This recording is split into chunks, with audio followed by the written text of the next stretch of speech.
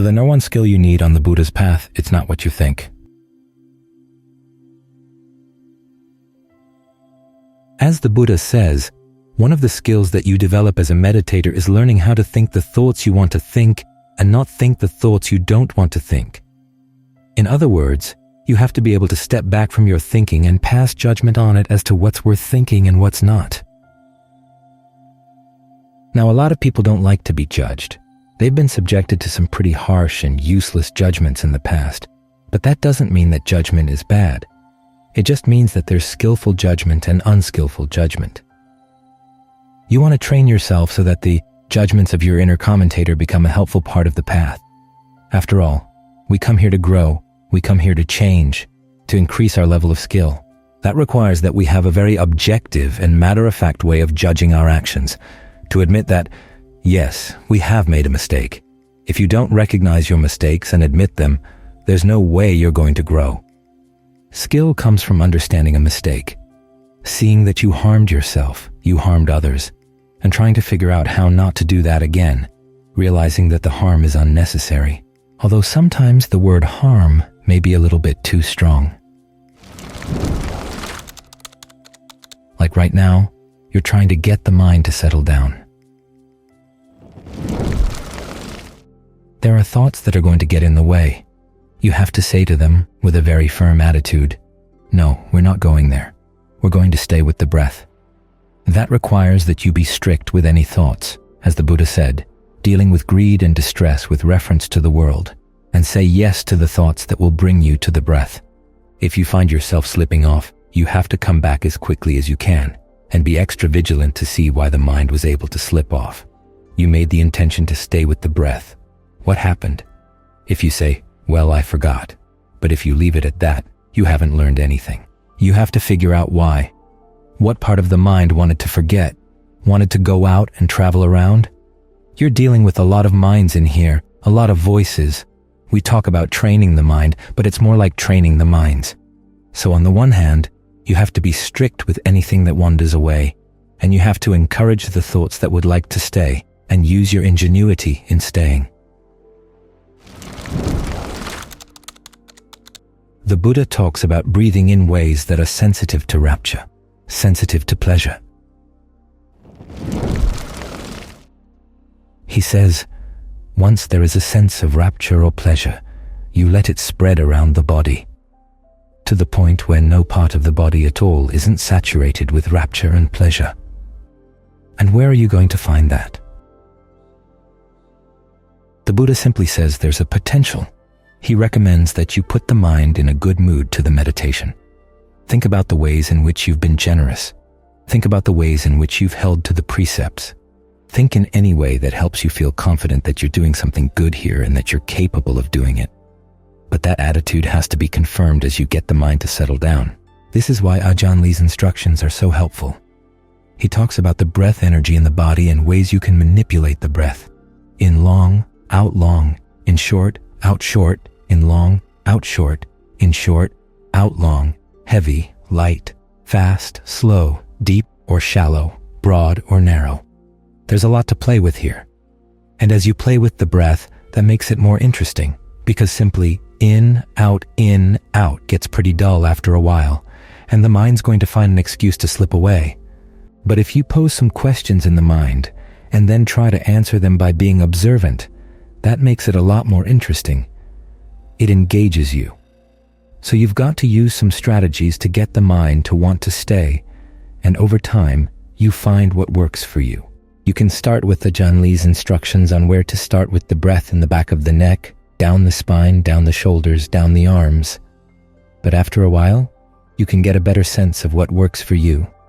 Some people find that starting at the navel is easier because the movement of the body there is easier to observe. So you start there. The important thing is that you work through the whole body, loosening up any patterns of tension, any sense of blockage, so that the breath energy can flow freely. And as the breath energy can flow freely, then when a sense of pleasure or a sense of fullness comes into the breath, it'll flow along with it. So that's one of the ways of translating piti that we usually translate as rapture. You can translate it as fullness. A sense of fullness can move through the body And then you learn how to maintain that. Allow the body to find some pleasure in the breath, pleasure in being still. Usually it finds its pleasure in running around, looking for variety, looking for new things to think about. But here we're going to make it think about one thing. After all, you want to get it so that it thinks about the things you want to think about and doesn't think about the things you don't want to think about. And you're going to develop your attitude to be more discerning about what you want to think about based on what you've noticed, based on what you've observed. Certain thinking may be fun for a while, but it leaves you worse off in the long run. Like potato chips. You enjoy eating them for a while, but they don't really satisfy your hunger. And after a while, when you've had a lot of them, you feel sick. So notice that. And realize, okay, that kind of thinking was enjoyable for a while, but I've got to stay away. You learn how to recognize it the next time it comes back and say, I went for it one time, but not now. Then you learn how to stick with that determination. Having a sense of well-being with the breath helps, because you're not so hungry for other kinds of thinking. The important thing is that your powers of observation get sharper and your powers of judgment get more discriminating. In other words, you see that what you thought was okay before is not really okay anymore. This is how you grow, and there's a joy in growing. It comes from this ability to pass judgment wisely on what you're doing. As the Buddha said, he got onto the path when he decided to divide his thoughts into two types, those based on sensuality, ill will, harmfulness on the one side, and those based on renunciation, non-ill will, harmlessness on the other.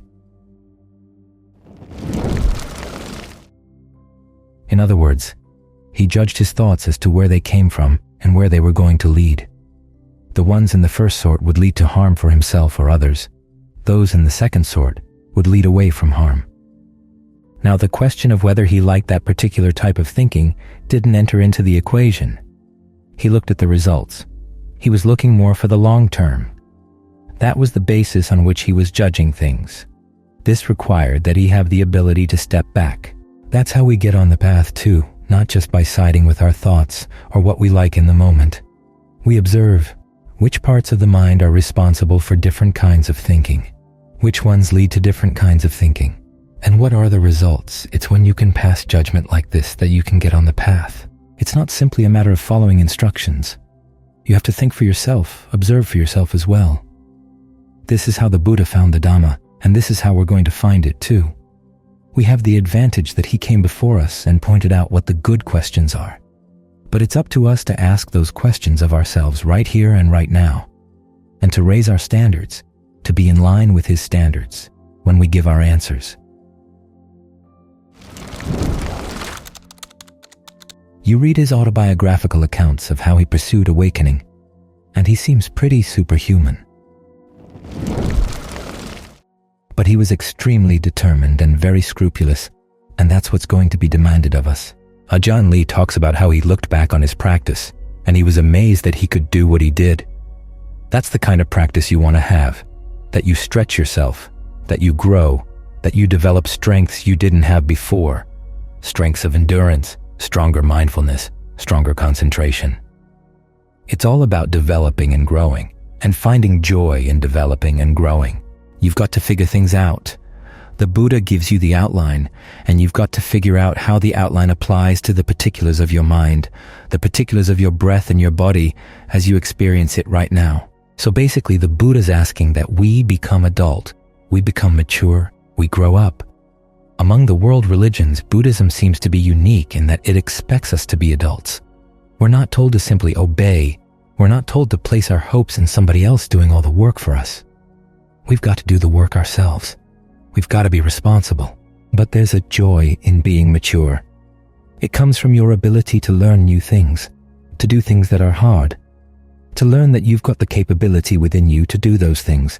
This is why the path is good in the beginning, good in the middle, good in the end, because it builds on good qualities you already have and makes them stronger and stronger as you learn that they may be good in potential, but they're not yet good enough.